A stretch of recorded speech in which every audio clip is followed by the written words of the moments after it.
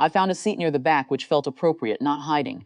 Just aware that my presence at the edge of things causes less disruption than my presence at the center.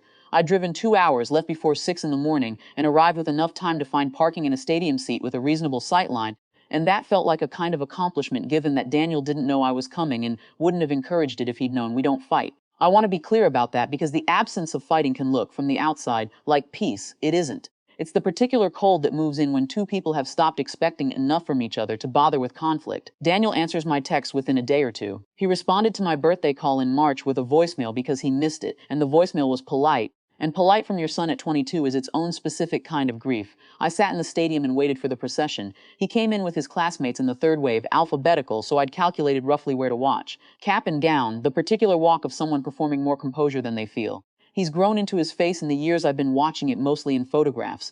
His mother sends them occasionally, more than she's required to, which is one of the few things I'm quietly grateful for. I watched him find his seat in the third row and adjust his tassel and look out at the stadium with the expression of someone taking inventory. He didn't look toward the back. I didn't expect him to. The divorce was a long time ago. Daniel was 9. The arrangement made practical sense at the time. School year with his mother in the city. Summers with me, and I told myself a child needs stability during the school year, that I was being reasonable and not simply convenient. Both of those things can be true simultaneously. I've spent 11 years learning that. The summers stopped being full summers when Daniel was 15 and had friends, and a life that didn't pause for the custody calendar. I didn't fight it. I told myself a teenager needs autonomy, that forcing presence would damage more than absence. That might also be true. I genuinely don't know anymore which of my decisions were wisdom and which were the vocabulary I built around choosing the easier thing. What I know is this. When Daniel was accepted to Callaway, his mother called to tell me the tuition number. I paid it. All 4 years through the bursar's office, quietly, because the alternative was Daniel graduating with debt that would follow him into whatever came next, and I couldn't make myself choose that. I didn't tell him. I told myself he'd figure it out when the loan statements didn't arrive. I told myself he'd understand eventually what it meant. Someday kept moving forward. It tends to do that. The principal was a woman named Dr. Patricia Holt, silver-haired, economical in her gestures, the kind of speaker who doesn't waste a word.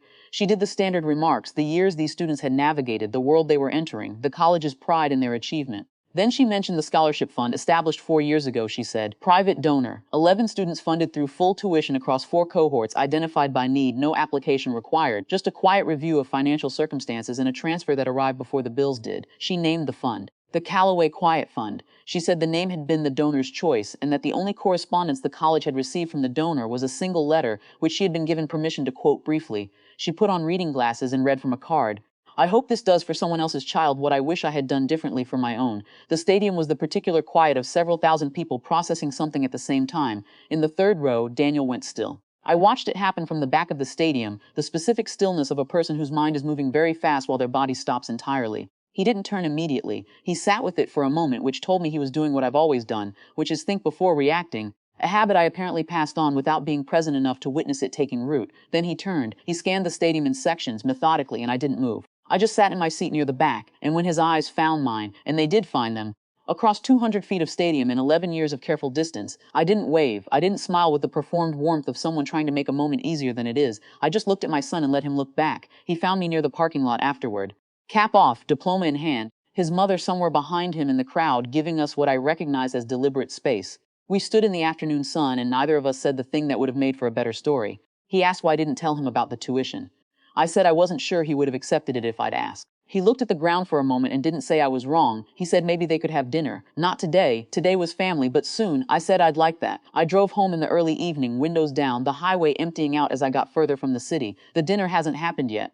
The thing between us hasn't been repaired. That's not a single afternoon's work, and I know better at this point than to call a cracked door an open one. But Daniel graduates today knowing something he didn't know this morning, and I drove home knowing he turned around to look. For now, that's what hope looks like. I'll take it and see what it becomes.